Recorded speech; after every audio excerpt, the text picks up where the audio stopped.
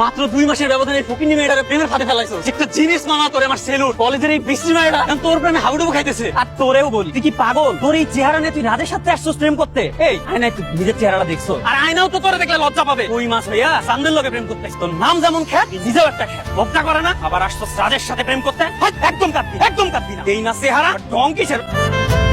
আজকে আমাদের মাঝে আমাদের এক হারিয়ে যাওয়া বন্ধু ফিরে এসেছে। গত 8 বছর ধরেও আমরা যাকে খুঁজে পাইনি সে আর কেউ নয়, আমাদের বন্ধু আকলিমা। প্রথমে সবাইকে আমি সরি বলে নিচ্ছি। দীর্ঘ 8টা বছর আমি ছিলাম না তোমাদের মাঝে। এই যে ছিলাম না, এর পেছনে কিন্তু তোমাদের কারো কোনো দোষ নেই। আমি কিন্তু বিন্দু মাত্র কারো প্রতি রাগ করিনি। আমি জানি তোমরা আমাকে কেমন জানো, কার জন্য আমি হারিয়ে গিয়েছিলাম সেটাও হয়তো তোমরা জানো। দীর্ঘ 8টা বছর আমি নিজেকে অনেক পরিবর্তন করেছি। এখন তো দেখতেই পাচ্ছ নিজেকে এতটাই পরিবর্তন করেছি যে আমার নামটা পর্যন্ত আমি চেঞ্জ করে ফেলেছি। আকলিমা থেকে এখন আমি মেঘা। সবাই আমাকে মেঘা নামে চেনে। এখন আর কেউ না আমাকে ডেকে বলে না যে এই তুই পিচ্ছি, তুই কুচ্ছি, তুই সর, তুই আমাদের সাথে থাকিস না। আমাকে কেউ আর এই কথাটা বলে না, জানো। এখন সবাই আমাকে বলে দেখ দেখ মেয়েটা খুব সুন্দর, এই টাকা একজন আরেকজনকে ডেকে বলে। আমি এখন খুব ভালোভাবে চলতে পারি। কিন্তু একটা কথা কি তোমরা জানো, সৃষ্টিকর্তা না প্রত্যেকটা মানুষকে সুন্দর বানায়, নিজ হাতে খুব যত্ন নিয়ে বানায়। এই যে আমাদের যে বাহ্যিক সৌন্দর্যতা নিয়ে আমরা এত জাজ করি যে সে দেখতে কেমন, সে সুন্দর কিনা। একজন সুন্দর মানুষ হলে একজন মানুষকে আমরা তখন আলাদা করি, তাকে আমরা অন্যরকম ভাবে ট্রিট করি, সে সবসময় ভালো প্রায়োরিটি পায়। আমি কিন্তু টপার ছিলাম, ব্রিলিয়ান্ট স্টুডেন্ট ছিলাম, কিন্তু দেখো তোমরা কিন্তু আমাকে পাতা দাওনি। এখন কেন দেখছো যে আমি অনেক সুন্দর হয়ে গেছি? সেটা কয়দিনে, আমরা কয়দিন এরকম সুন্দর থাকতে পারবো? তারপর তো আমাদের বৃদ্ধ হতে হবে, মৃত্যুবরণ করতে হবে। তখন আমাদের এত সুন্দর স্কিনটা না ওই মাটির সাথে মিশে যাবে। বেঁচে থাকবে কি জানো? আমাদের ওই চরিত্র,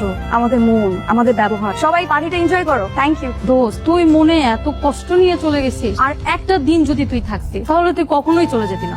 রাজ তোকে সত্যি সত্যি অনেক ভালোবাসতো। মানে তুই যাবার পরে এই আকলিমা কই? আকলিমা আজকে আসেনি। তুমি ওকে কালকে যে পরিমাণে অপমান করছো, ক্লাসে আসার কোনো পরিবেশ রাখছো? দেখো আমি যা করছি তা আমি করি নাই, আমার বন্ধু বান্ধব করছে। তোমরা না আমাকে শুধু শুধু ভুল বুঝতেছো। আমরা সব বুঝতে পারছি। আরে বুঝতে পারছি বলে তো হবে না, আমার কথাটা তো শোনো। ওরা একটু জানাও আমার কথাটা, আমি ওরা খুঁজতেছি। আমি সরি বলার সুযোগটা তো দিবা। কিরে তুই মনে হয় দিনের বেলা 10 বেলা আকলিমারে খুঁজতেছ? বাদ দে, ডাস্টবিনের মাল ডাস্টবিনে গেছে, এত চিন্তা করে লাভ কি? তুই আমার মালিক কেন? আমি ওরা কোনোভাবে কষ্ট দিতে পারবো না। তাই বলে তুই একটা বস্তির মায়ের জন্য আমার গায়ে হাত তুলবি?